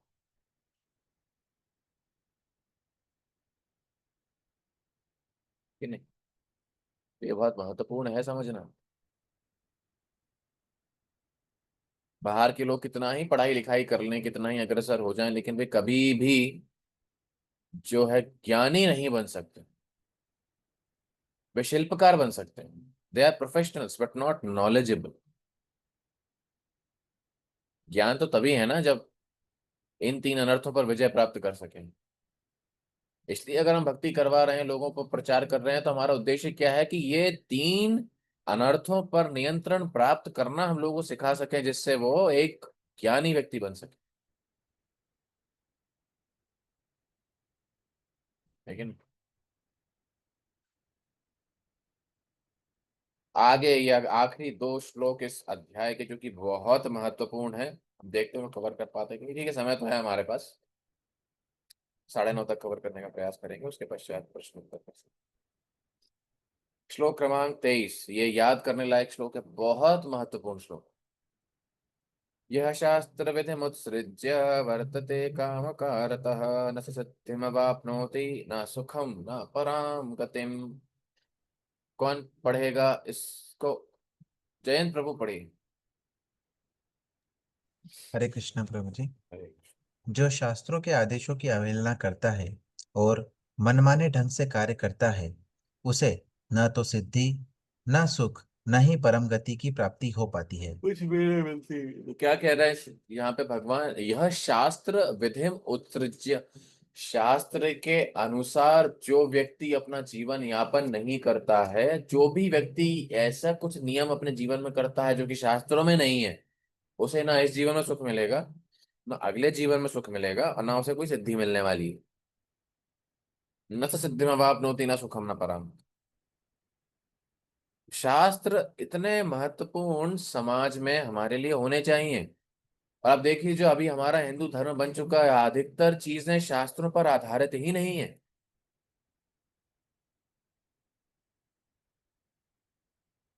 है कि नहीं? मन से लोग अपने काम क्रोध लोभ से मन से अपने नियम बनाते रहते हैं। कितनी सारी चीजें शास्त्रों पर आधारित नहीं, या तो शास्त्रों पर आधारित होनी चाहिए, या कोई आचार्य शास्त्रों के नियम जो है व्यवहारिक समय के हिसाब से बता सकते। लेकिन जो चीज शास्त्रों में नहीं है, अधिकतर चीज हम हमारे धर्मों में देखते हैं, शास्त्रों पर आधारित नहीं है, मन गढ़ंत चला आ रहा है कि नहीं? अगर वो भक्ति करेगा भी, जो कि हम अगले अध्याय में पढ़ेंगे, 17वें अध्याय में, कि अगर श्रद्धा है उसको ऐसी चीजों में जो कि आध्यात्मिक है लेकिन शास्त्रों में नहीं है, उसकी क्या गति होगी, वो हम अगले अध्याय में पढ़ेंगे। लेकिन कम से कम इस अध्याय में हम ये देख रहे हैं कि शास्त्रों का महत्व क्या है। शास्त्र को कोई व्यक्ति पढ़ेगा नहीं तो जीवन में कभी सदगति उसकी नहीं होने वाली, लेकिन नहीं। वर्तते काम कारतः, काम कारतः का क्या अर्थ है? काम वासना में मन मर्जी करता है वो। जो इंद्र तृप्ति के लिए अनुकूल है वो कर लेगा, जो इंद्र तृप्ति के लिए प्रतिकूल है वो छोड़ देगा, है कि नहीं?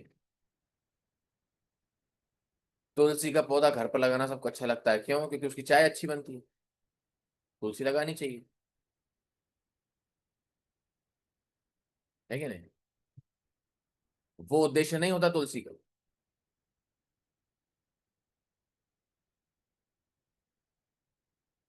तो इसलिए मन गढ़ंत तो जो व्यक्ति चलते हैं, वास्तव में समाज में इसी की वजह से क्या होता है, धर्म में लोग भटकते हैं, समझ में नहीं आता क्या करना है।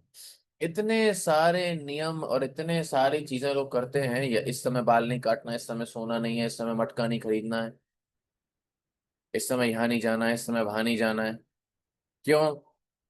उत्तर यह है कि पहले से वो लोग करते आ रहे हैं, लेकिन नहीं, पता नहीं, मैं यहीं बता रहा था, शायद कहाँ बता रहा था पता नहीं। हम एक बार चर्चा कर रहे थे कि हम भागवत कथा करवाएंगे घर पर, तो कुछ भक्त हैं इस्कॉन में जो करते हैं उनको बुला लेंगे। तो नहीं नहीं, हमारे घर के बड़े बुजुर्ग कहने लगे कि नहीं नहीं, ऐसा नहीं होना चाहिए। क्यों नहीं होना चाहिए? भागवत कथा तो जो है जब कोई मर जाता है तब करवाते हैं, शादी के बाद नहीं करवाते। शादियां हो जाती हैं उसके बाद भागवत कथा नहीं करवाते, भागवत कथा अशुभ होती है। अरे कौन सा नियम है ये? किसने बनाया ये नियम कि जब कोई चला जाता है तब भागवत होती है? कोई शादी का कोई अच्छा महोत्सव हो, उसके पश्चात भागवत नहीं होती? क्यों नहीं होती?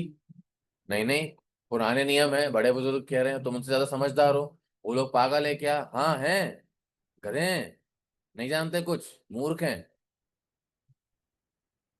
उम्र बढ़ने से आदमी बुद्धिमान नहीं हो जाता, नहीं तो जो बगीचे में आम का पेड़ लगा 70 साल का है लेकिन घर के निर्णय नहीं लेगा।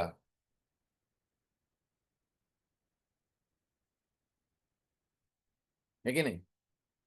कोई नियम नहीं, कोई कानून नहीं, किसने बनाया ये नियम पता नहीं। भागवत में क्या लिखा है? भागवत को पाठ कब होना चाहिए? नित्यम भागवत सेवया। 7 तो कम दिन है, नित्यम भागवत सेवाया बताया है। नहीं इस दिन नहीं कर सकते, उस दिन नहीं कर सकते, अरे हर दिन कर सकते हैं। ये नहीं खा सकते, वो नहीं खा सकते, इस समय भगवान के नाम का जप नहीं कर सकते। क्यों नहीं कर सकते? बड़े बुजुर्गों ने कहा है। क्यों कहा है पता नहीं, कौन सा नियम है मालूम नहीं,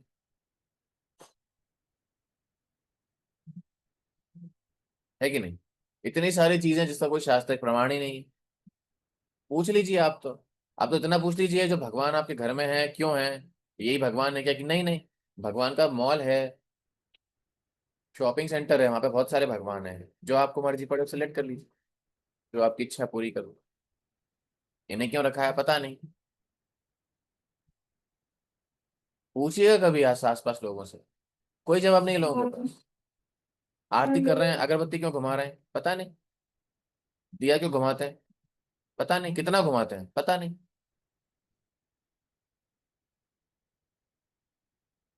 शंख क्यों बजाते हैं मालूम नहीं। करना चाहिए ये सब काम, लेकिन पता भी होना चाहिए। और इतनी सारी चीजें जो कि शास्त्रों में विधानोक्त तो नहीं है लेकिन मनाई जाती हैं, लेकिन नहीं, आपका रक्षाबंधन, आपका करवा चौथ, क्या उद्देश्य है मालूम नहीं, किस शास्त्र में है पता नहीं, किन आचार्यों ने बताया है पता नहीं, गुरु महाराज की आज्ञा है पता नहीं, मनाते क्यों है पहले से चला आ रहा है, नियम क्या है पता नहीं, जिनकी पूजा कर रहे हो वो कौन है मालूम नहीं, है कि नहीं? तो क्या है ये? अंधविश्वास ही तो हुआ, है कि नहीं? संतोषी माता ऐसा कैरेक्टर ही नहीं होता शास्त्रों में, ये कोई कैरेक्टर ही नहीं है।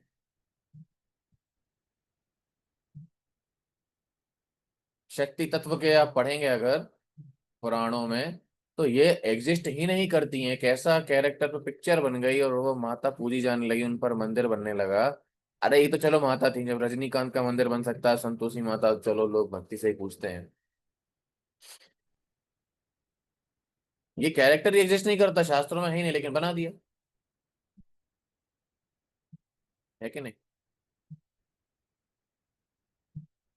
कितने मंदिर, कितने लोग चल रहे हैं, कितनी भक्ति हो रही है कि नहीं?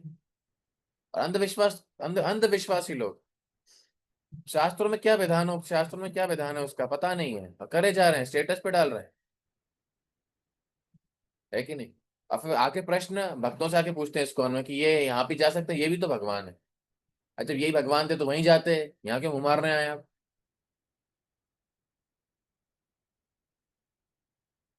है कि नहीं? और क्षमा करिए ऐसे कठोर वचन बोलने पड़ते हैं, लेकिन क्या है, बहकावे में नहीं आना चाहिए। ऑनलाइन चल, वो अच्छा ऑनलाइन रिकॉर्डिंग नहीं हो रही ना? ओह नहीं हो रही, आज तो हो रही है क्या? अच्छा हो रही है तो हाँ ठीक है, थोड़ा अच्छे से ही बोलना पड़ेगा। तो इस प्रकार से मतलब बहुत ऐसे स्थान हैं जहाँ लोग जाते हैं, भटक जाते हैं। शास्त्र विधिम उत्सृज्य, अगर शास्त्रों की विधि का पालन नहीं करेंगे, काम के लोभ को, काम लोभ और क्रोध के वश में आकर अगर कोई व्यक्ति करता है, शास्त्रों को नहीं मानता है, उसे कभी इस जीवन में कुछ भी नहीं मिलने वाला। इसलिए आप देखते हैं लोग भागवत कथाओं में बार बार जा रहे हैं, सारे नियम पालन कर रहे हैं, सब कुछ कर रहे हैं, जीवन में कोई परिवर्तन नहीं है। और भक्तों के मुख से आप एक बार श्रवण कर लेंगे, एक बार माला करेंगे, एक बार प्रसाद लेंगे, महीने भर प्रोग्राम में जाएंगे, आपको लगेगा जीवन में आपको कुछ परिवर्तन हो, गारंटी से लिख के दे सकते हैं। परिवर्तन वैसा वाला नहीं कि जीवन में शांति लग रही है, अब मुझे थोड़ा अच्छा अच्छा लग रहा है, जीवन में शांति लग रही है, मेरा स्ट्रेस दूर हो गया। तो ये सब स्ट्रेस तो आप नींद ले लोगे 2 घंटे की, उससे भी चला जाता है कि नहीं? तो इसलिए शास्त्रों की विधि हमेशा माननी चाहिए। और क्यों नहीं मानता है व्यक्ति? क्योंकि काम वासना में उलझा हुआ है, कामों की काम वासना की पूर्ति करनी है उसे, तो पता होने के बावजूद कि ये गलत है, उसके पश्चात भी वो करेगा, है कि नहीं?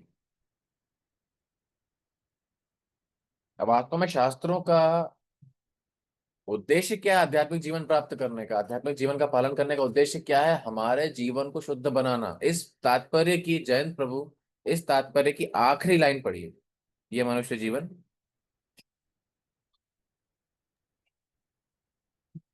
ध्यान से सुनिएगा सब, 23 नंबर श्लोक। हाँ, मनुष्य जीवन तो अपने आप को शुद्ध बनाने के लिए है, किंतु जो व्यक्ति विधि विधानों का पालन नहीं करता वह अपने को न तो शुद्ध बना सकता है, न ही वास्तविक सुख प्राप्त कर सकता है। प्राप्त कर सकता है। इंद्र तृप्ति बढ़ाना, घर परिवार बढ़ाना, सुख संपत्ति, घर आवे कष्ट मिटे तन का, शास्त्रों का और भक्ति करने का ये उद्देश्य नहीं है। आध्यात्मिक जीवन का उद्देश्य खुद को शुद्ध करना है, आत्मा के स्तर पर आना है, और बाकी सारी समस्याओं का समाधान अपने आप हो जाएगा। ये समझ में आना चाहिए, है कि नहीं? और अगर इनका पालन नहीं करेंगे तो वास्तव में हम इस जीवन में सुख प्राप्त नहीं कर सकते।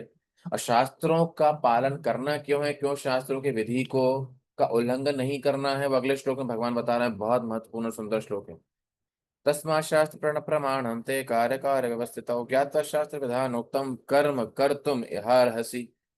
जी, तो कौन पढ़ेगा? किसने नहीं पढ़ा है अभी तक? सबने पढ़ लिया है क्या? रामश्याम प्रभु आप हैं क्या? पढ़ेंगे अनुवाद? जी प्रभु। पढ़िए। अतएव मनुष्य को यह जानना चाहिए कि शास्त्रों के विधि विधान के अनुसार क्या कर्तव्य है और क्या अकर्तव्य है।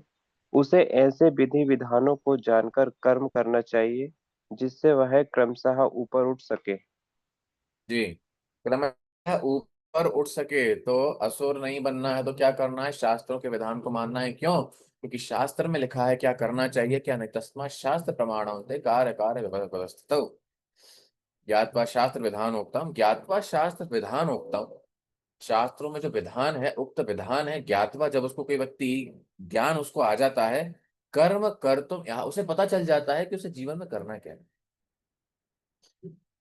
है कि नहीं? तो शास्त्रों इसीलिए सबसे महत्वपूर्ण है श्रील प्रभुपाद की पुस्तकों को पढ़ना और उनको उनका वितरण करना, क्योंकि उसी के माध्यम से तो ये ज्ञान लोगों में आएगा। श्रील प्रभुपाद की पुस्तकें बहुत अच्छे से पढ़ना बहुत जरूरी है, बजाय कि मोबाइल में यूट्यूब में इधर उधर की रील्स देखना, फिर यहाँ की रील देख लेना, वहां की रील देख लेना। उसको साधना नहीं कहते, उसे प्रवचन साधना में नहीं आता, क्योंकि हम कुछ भी सुनते रहते हैं। ज्यादा से ज्यादा पुस्तकें पढ़ें, और वही पुस्तकें बाहर समाज में हमें बांटनी भी चाहिए, है कि नहीं? तो क्या बताइए, ये जो हम अभी जिस ज्ञान की चर्चा कर रहे हैं, आपको लगता है ये दुनिया में कोई भी व्यक्ति कोई भी दे सकता है श्रील प्रभुपाद की पुस्तकों के अलावा? कितना क्रिस्टल क्लियर अंडरस्टैंडिंग यहाँ पे धर्म के, भक्ति के बारे में श्रील प्रभुपाद यहाँ पर बता रहे हैं भगवान की भगवद गीता के द्वारा, लेकिन नहीं। इसलिए हमें इन पुस्तकों को पढ़ना चाहिए, शास्त्र पढ़ने चाहिए, और ये शास्त्र और पुस्तकें बाहर समाज में बांटनी भी चाहिए।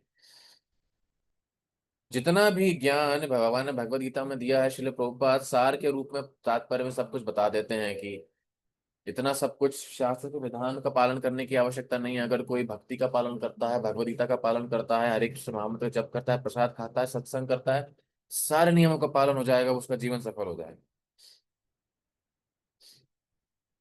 है कि नहीं? श्रील प्रभुपाद बता रहे हैं ये श्लोक उन लोगों के लिए है जो भक्त नहीं है।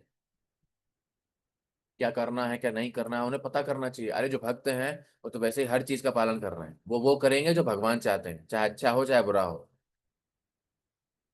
है कि नहीं? शास्त्र इस चीज का प्रमाण होते हैं। और क्या होता है शास्त्रों में? कार्य अकार्य व्यवस्थित हो, क्या करना है क्या नहीं करना है, व्यवस्थित रूप से ये बताया गया है क्या करना है क्या नहीं करना है कि नहीं? Rules and regulations. और शास्त्रों पर ज्यादा विश्वास क्यों करना है? क्योंकि शास्त्र ऐसे हैं जो कि मनुष्य के जो 4 डिफेक्ट्स हैं, है कि नहीं, जो 4 गलतियां हैं, उनसे ऊपर हैं, क्योंकि भगवान के द्वारा शास्त्र बनाए हुए, है कि नहीं? हम अगर हमारे मन से, हमारी बुद्धि से कोई धर्म निकालेंगे, कोई भगवान बनाएंगे, कोई नियम बनाएंगे, तो उसमें गलती हो सकती है।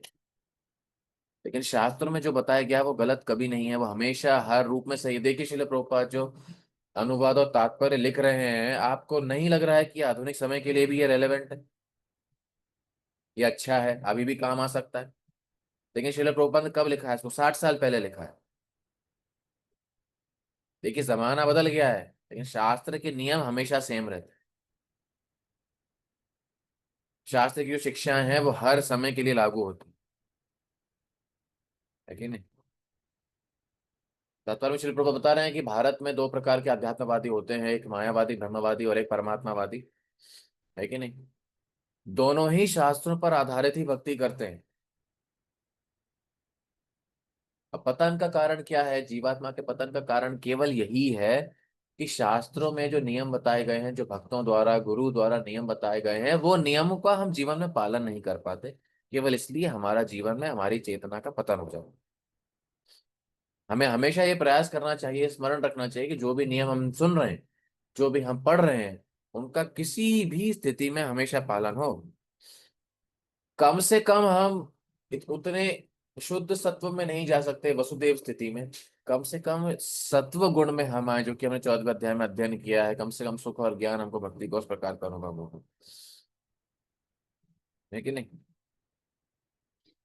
तो इसलिए ये शास्त्रों का अध्ययन करना बहुत ज्यादा आवश्यक है। और उसके पश्चात शास्त्रों पर एक व्यक्ति को श्रद्धा रखनी चाहिए, शास्त्रों के आदेशों का पालन करना चाहिए। शास्त्र, अगर किसी को श्रद्धा है, भरोसा है, तो वो गुरु साधु और शास्त्र के आधार पर होना है। ऐसा नहीं कि वे तो हमारे पहले से चले आ रहे हैं इसलिए हम मानते हैं। नहीं, घर वालों ने बोल दिया, हमारी दादी तो ऐसा कहती है, हमारी नानी ने तो ये बताया था। ये कोई श्रद्धा का आधार नहीं होता। श्रद्धा का आधार केवल होता है गुरु की वाणी, साधुओं की वाणी और शास्त्रों की वाणी। केवल इसी आधार पर हमको श्रद्धा होनी चाहिए, अंधविश्वास नहीं होना चाहिए, है कि नहीं? तो आसुरी अगर मानसिकता से बचना है तो शास्त्रों का पालन करना, शास्त्रों पर श्रद्धा रखना बहुत ज्यादा आवश्यक है। इसके साथ भगवान इस अध्याय को यहाँ पर समाप्त करते हैं। हमें आप समाप्त करेंगे। बहुत बहुत धन्यवाद। हरे कृष्ण। अगले अध्याय में हम ये पढ़ेंगे कि अगर कोई व्यक्ति आध्यात्मिक है, भगवान है, मानता है, उसकी श्रद्धा है, लेकिन शास्त्रों पर नहीं है, किन्हीं और चीजों में है, तो उस व्यक्ति की गति क्या होती है कि नहीं? तो वो हम अगले अध्याय में अगले हफ्ते पढ़ेंगे। अगले हफ्ते तो हमारे लिए करना संभव नहीं, उससे अगले हफ्ते हम उसका अध्ययन करेंगे। ठीक है, यहाँ पर किसी का कोई प्रश्न हो, कोई संशोधन हो तो बता सकते हैं। अनिता माता जी बताएं। हरे कृष्ण प्रभु जी, दंडवत प्रणाम।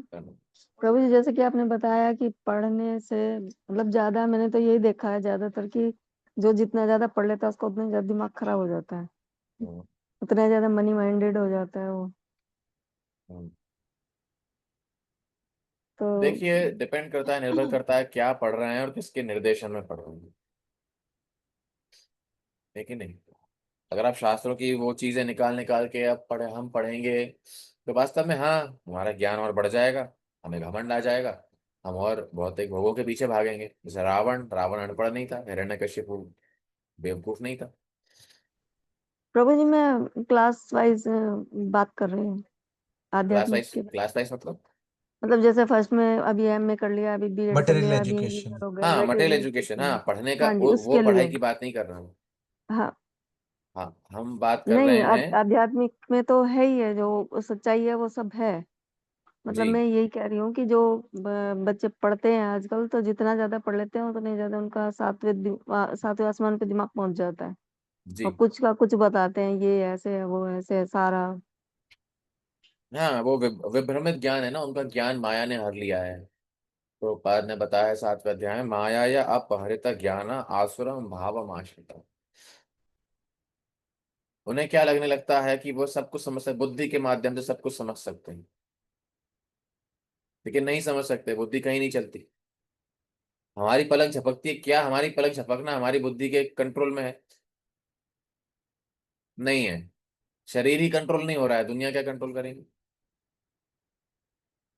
लेकिन उनको, जैसा कि हमने पढ़ा, माता जी का कुछ प्रश्न है, जैसा कि हमने पढ़ा, आसुरी सभ्यता क्या है? बचपन से ही विश्वास दिलाना लोगों को कि आप शक्तिशाली हो और अब जो चाहो वो कर सकते हो। यही मानसिकता बचपन से डाली जा रही है। जितना पढ़ते जा रहे हैं उतना और वो मोह जाल में फंसते जा रहे हैं, मोह जाल समावृता, लेकिन नहीं। तो इसलिए आध्यात्मिक जो शिक्षा है, वास्तव में श्रील प्रभुपाद तो कहा करते थे, कॉलेज और यूनिवर्सिटी ये क्या है? Sophisticated slaughter house. है कि नहीं? बूचड़ खाना है, कसाई घर है, सजा हुआ कसाई घर है, कसाई घर में बकरे कटते हैं, बकरी कटती है। और ये जो कसाई घर है, यहाँ लोगों की चेतना को काट दिया जाता है, यहाँ लोगों की संस्कृति को काट दिया जाता है। आध्यात्मिक जो जो जो भौतिक स्कूल कॉलेज विश्वविद्यालय हैं वो ये कर रहे हैं। इसीलिए इसलिए हम वहां भी प्रचार करते हैं। जो कचरा आप सीख रहे हैं, जो कचरा सीखा है, उसके अलावा भक्ति का भी ज्ञान लीजिए, है कि नहीं? तो इसलिए हाँ, वहां भी प्रचार करना, ऐसे लोगों को प्रचार करना भी आवश्यक,